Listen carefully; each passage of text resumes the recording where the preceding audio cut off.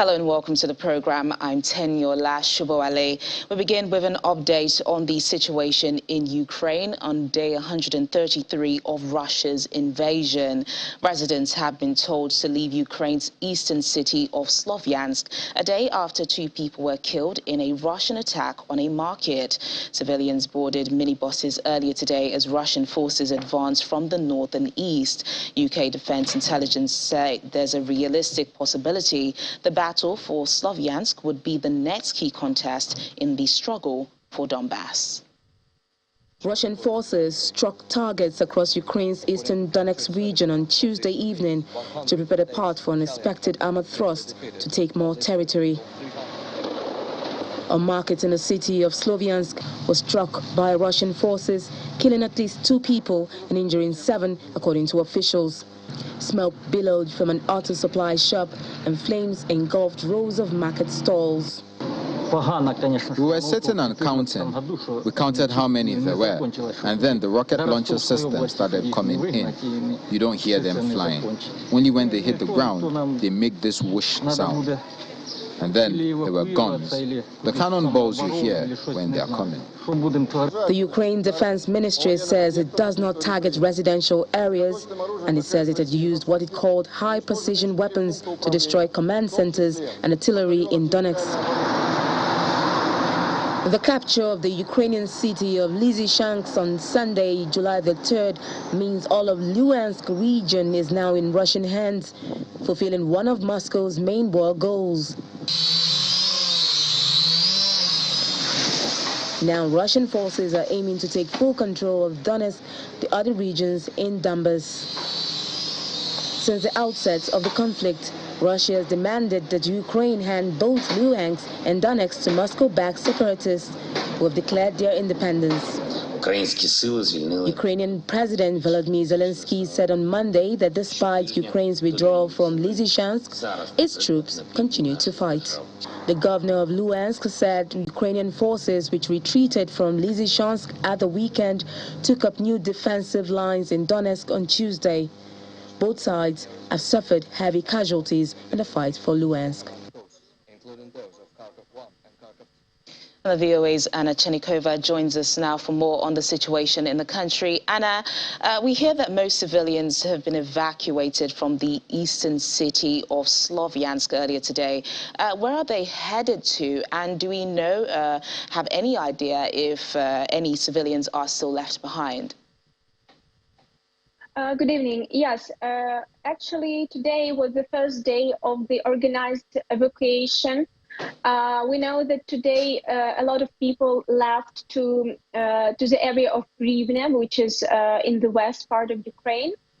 We know that tomorrow it is planned that people would be evacuated to Lviv, and day after tomorrow to Rivne region again. So mostly we can say that most of the people will go to the west. Maybe some people would stop if they have some relatives or friends. Maybe they will stop somewhere in Dnipro region or a little bit further. But organized evacuation is happening to the west. We know that out of 100,000 people who normally live in Slaviansk, 23,000 remain in the city. This, evacuation encouragements from the local authorities were already heard for a couple of months now, and especially for a couple of last weeks. Local authorities were asking people to actually leave and save their lives. Unfortunately, a lot of people were, waiting for the very last moment to leave home because, well, this is their home and the whole life behind. So now the situation is much more dangerous, but still evacuation is happening. And for the moment, it's more or less successful. And Anna, how close are the Russian forces to the city? What are you hearing? According to the latest reports by the Ukrainian intelligence, Russian forces are now around 16 kilometers away from Slaviansk. I would remind that Slaviansk is Donetsk region, and it's one of the main cities that is under the target for the moment in Donetsk region. So it's one of the biggest which is left. Another one is Kramatorsk. So these 2 cities would be under very intensified fire for the next weeks or maybe months. We'll see how this would go. And this is just around 30 kilometers away from the city of Izum, which is occupied since the beginning of March. So Russian forces are trying to advance. Again, we know that Ukrainian forces are fighting successfully in that area. So we will see how these proceedings would continue or not. And if the city was to be captured, this would mean all of Luhansk region is now in Russian hands, right? Well, Slaviansk is Donetsk region already. Lysychansk was the last big city more or less, big city in Luhansk region. So we can say that most of Luhansk region is now already under Russian control. There are some villages remaining under Ukrainian control, or even better, maybe I think to say, and more correctly to say, it's kind of a gray zone. So basically, mostly Luhansk region is under Russian control already. But Slaviansk now it's so-called, next stage of Russian advance, if we can call it this way, because this is Donetsk region, and this is one of the biggest cities and one of the central cities now in Donetsk. And how prepared are the Ukrainian forces for this fight for the eastern region? And is the military planning to recapture the areas taken by the Russians over the weekend, or are they withdrawing completely for now? In this area, there are battalions and servicemen located who have experience in this war since 2014. So it's quite experienced teams and servicemen. We know that all of them remain in the area, and all of them are getting ready for a huge fight for Donetsk region. Of course, Ukrainian forces has no plans to withdraw or to give away territories, and all the territories which are now occupied, of course, are planning to be returned and deoccupied and liberated. So it's no territory in Ukraine at the moment which is now under occupation, which is not in the future plans to be liberated. Okay, just last week, Russia hit Kyiv for the first time in weeks. What's the situation in the rest of the country now? Are we still seeing heavy fighting? The most difficult situation, as we already discussed, is in Donetsk region, of course. Also, Kharkiv region is under very intensified and constant shelling. Very difficult situation in Mykolaiv region, which is south. So we know that there are certain actions happening in Kherson region.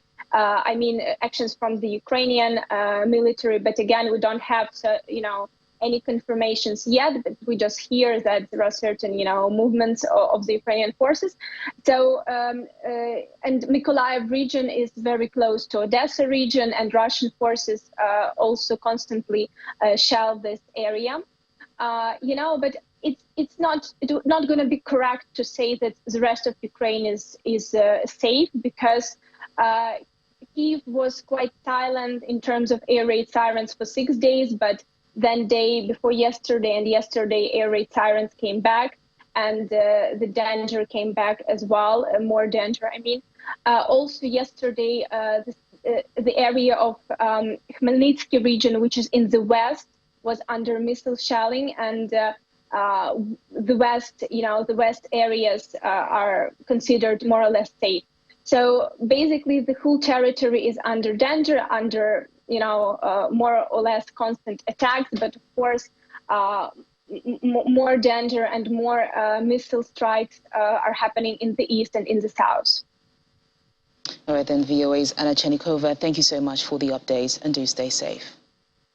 Thank you. In other developments, large numbers of civilian casualties and massive destruction to civilian infrastructure caused by attacks conducted by Russian armed forces and on a much lower scale also by Ukrainian armed forces are not in compliance with international humanitarian law. This is a result of a report presented by the top human rights official, Michelle Bachelet, at the Human Rights Council in Geneva. The report examines the human rights situation in Ukraine in the context of the armed attack by the Russian Federation, covering the period between the 24th of February and the 15th of May 2022. The findings are based on information gathered by the UN Human Rights Monitoring Mission in Ukraine during 11 field visits to 3 places of detention, and 517 interviews with victims and witnesses of human rights violations, as well as other sources of information. The high numbers of civilian casualties and the extent of destruction caused to civilian infrastructure continue to raise significant concerns that attacks conducted by Russian armed forces are not complying with IHL. While on the much lower scale, it also appears likely that Ukrainian armed forces did not fully comply with IHL in eastern parts of the country.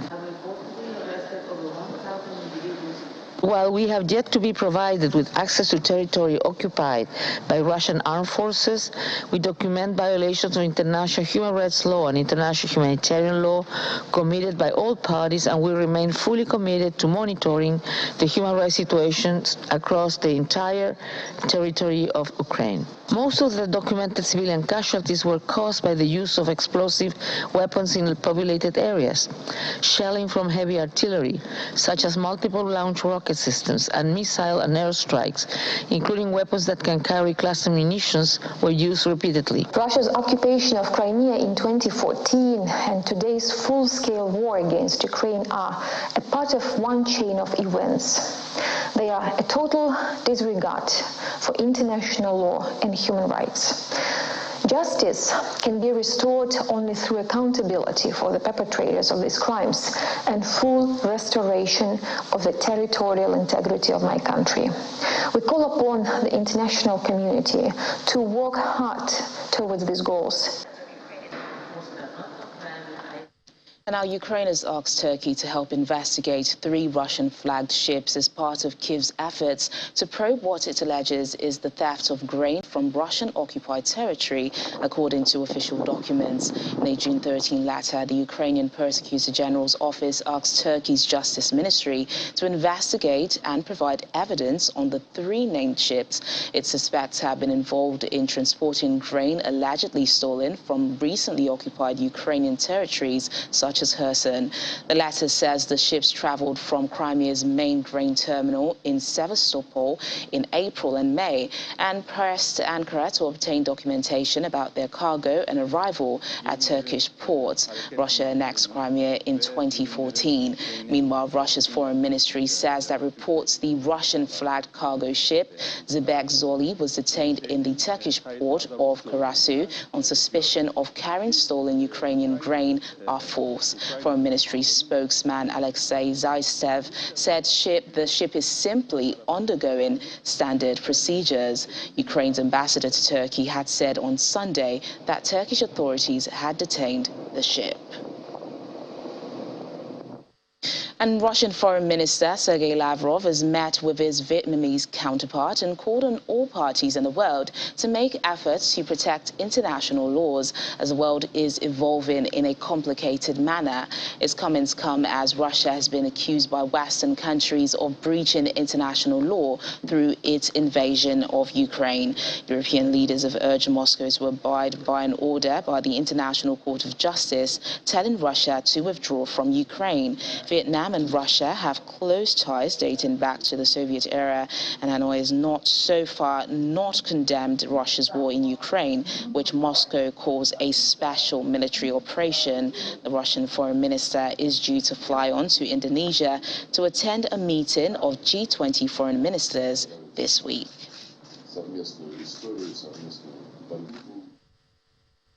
Since Ukrainian President Volodymyr Zelensky officially called for help from international volunteers, some 20,000 volunteers have reported for duty in the Ukrainian armed forces.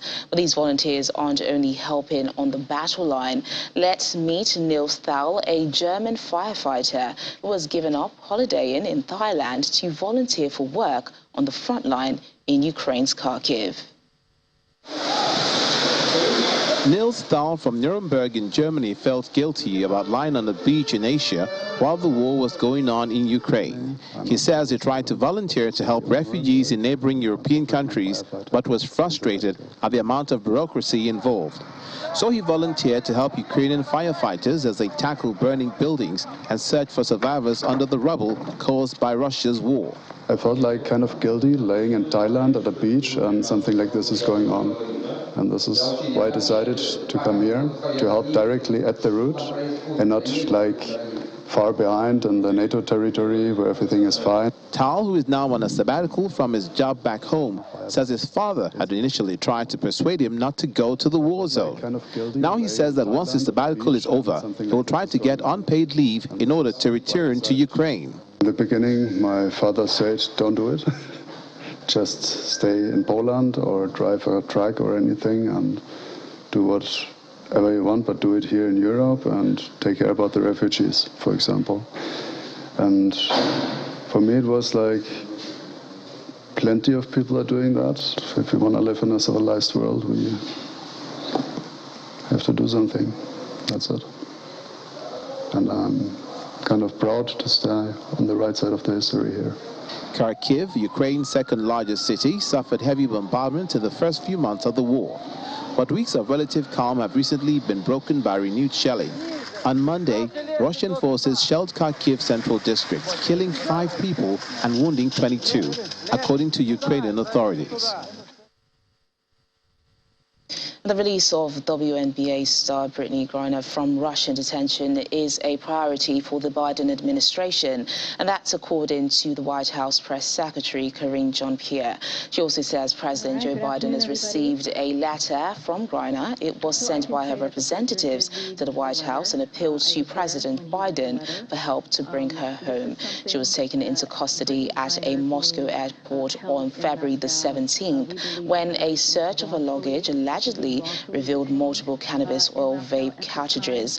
She was charged with internationally importing narcotics into Russia in a trial that began last week. If convicted, she faces up to 10 years in a Russian prison. Hostage abroad, So I can say that the president did read the letter. I was there when he read the letter. This is something, Brittany Griner being held in Moscow, we believe the Federation is she's being wrongfully detained in Moscow at this time. This is an issue that is a priority for this president. As you have heard us say before, he believes that any U.S. national that is held abroad or detained or held hostage abroad, we need to bring back safely, and we are going to use every tool that we possibly can to make that happen. Again, this is a priority for the president. I do want to share that on Saturday, Mrs. Griner spoke with National Security Advisor Jake Sullivan. That is their second call in the past about 10 days that they have spoken. Secretary Blinken also spoke with Mrs. Griner as well recently. I don't have anything else to read out as far as a potential call or meeting with her family, but clearly we believe she is wrongfully detained. We believe she needs to come home. She should be home, as well as Paul Whelan as well, who's being held, and any other U.S. nationals who is being wrongfully detained abroad.